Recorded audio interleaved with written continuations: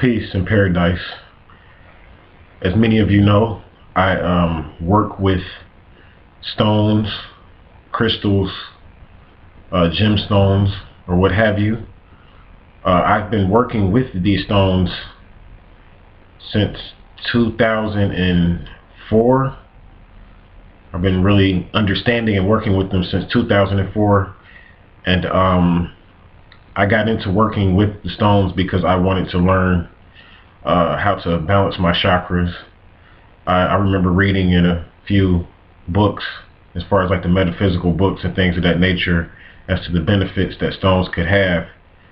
And so I went ahead and got into working with these stones. And my first experiences actually came from when I would go purchase some books and things of that nature. I would go to this particular crystal shop when I was living back in Ohio, and in this crystal shop, I would remember just feeling the energy like of the stones, man. Like it was like amazing. Like I would come in there and it would be like just so magnetic and so energetic inside of this shop, and I remember asking the owner, like, why does it feel like this in here? I mean, it just feels different in here. And she would always tell me, like, well, it's definitely the gemstones, and it's definitely the crystals and the stones.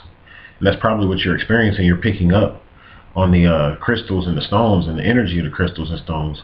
And so that's when I really knew that there was something behind this thing. I mean, I knew that the stones definitely had properties of healing, and definitely were tools used to communicate with the astral realms and the higher realms. So I went ahead and got into it. Now, before I do this, before I go into the information that I want to expose in this video, I want to first say that working with stones is nothing evil or pagan. Well, I'm not going to say pagan, but it's nothing evil, because like many of you don't know what the term pagan means. I mean, the term pagan deals with basically like a country dweller, or someone that uses nature, and that's a part of nature, and uses nature and works with nature. So I'm definitely considered a pagan. I definitely work with nature. But as far as it being evil, there's nothing evil with working with the earth. I mean, the earth is living. You came from the earth, and crystals come from the earth. Well, some of them do anyway.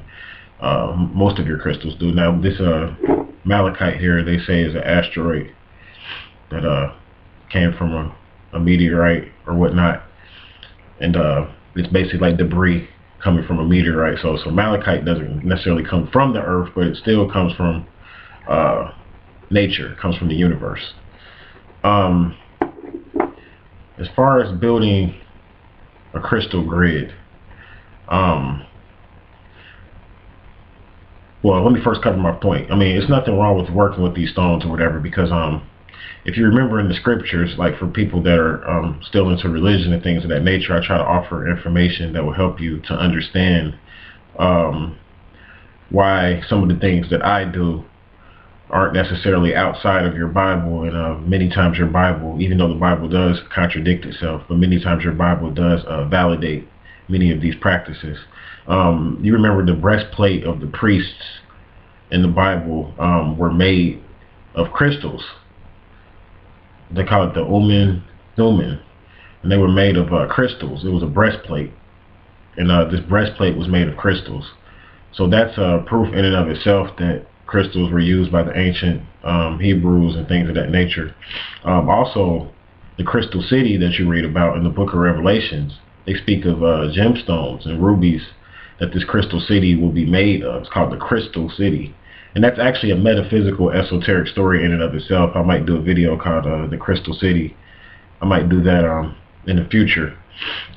I just wanted to kind of offer information to let all of the religious fans I have out there know that there's nothing wrong with working with crystals and things of that nature. It's nothing pagan. They come from the earth. They're very natural. Now, what are the benefits of building a crystal grid? Well, first of all, I have to explain to you what a crystal grid is.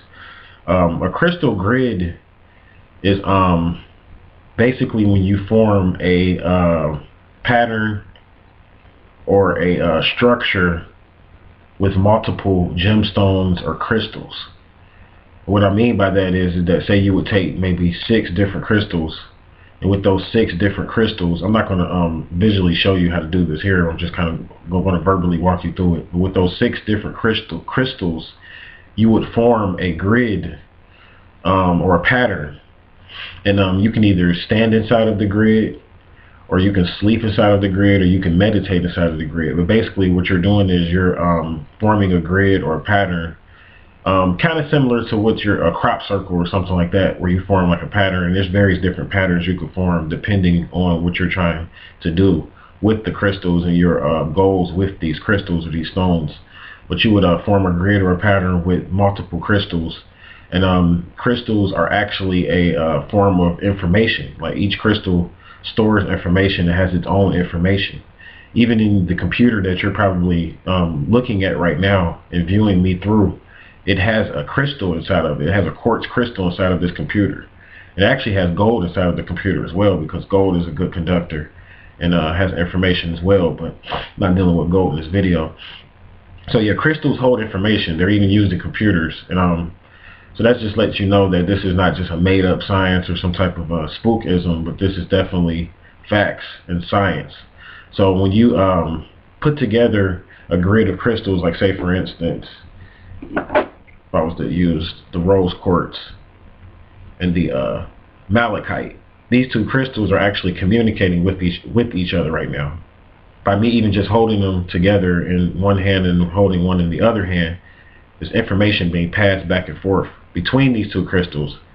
And when I myself hold these crystals, I can channel this information, and the crystal is speaking to me. It's even speaking to me right now, actually, believe it or not.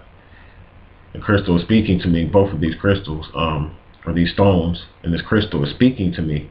And the relationship that these 2 crystals have would be based on the properties, the metaphysical properties, and then they combine. So when you form a grid, these metaphysical properties of each particular crystal combine together to form a grid. And a grid is basically just like in a computer. A computer has a grid, but a grid is, like I said, is just a way of networking crystals together to pass information. So when you meditate inside of the grid, you channel this energy. And basically you'll learn which crystals to use to work with grids and things of that nature based upon working with the crystals. I've been building grids for a long time, so I've actually got to the point where I can, I didn't learn this in a book. I actually channeled in most of this information and learned how to work with various different crystals to achieve various different goals, and combining them together to create information. So I combine various crystals together to create information predicated upon making a grid and working with this grid. And you can also set up this grid on your altar, and when you do other rituals, for those of you that get into other rituals, you can use these crystals to heighten the experience of the ritual and to call in the different astral forces that you might be working with in a particular ritual. So working with crystal grids is actually a great way to heal oneself. It's a great way to experience higher dimensions. It just depends on what you want to do with it. I've had some very mystical experiences with working with grids. And those of you that have gotten consultations from me know that I go into some of this information as to my own personal experiences with grids. But I've had outer body experiences with grids. And that's because I'm a Pisces moon as far as in my chart. I have Pisces in my chart. I have a moon in Pisces, and anytime you have Piscean energy in your chart, you're already psychically sensitive to higher realms and things of that nature. So I'm already psychically sensitive, and I can pick up on things. I'm very intuitive and can pick up on things from the astral realm very easily anyway. And I've had many outer body experiences all the time. I have them all the time, dealing with these stones. And they're great. You can build grids for the third eye. You can build grids for the lower chakras. You can build grids to do just about anything. If you want to get a consultation from me, I do offer consultations. And within these consultations, which is located on my website at 13signsastrology.com, within my hour consultations, I can offer you a crystal consultation, whereas I walk you through various grids and how to work with these stones, if that's something that you're interested in learning more about. I do offer that in a consultation. And there's many books that you can get as well that will help you to understand the metaphysical properties of the crystals.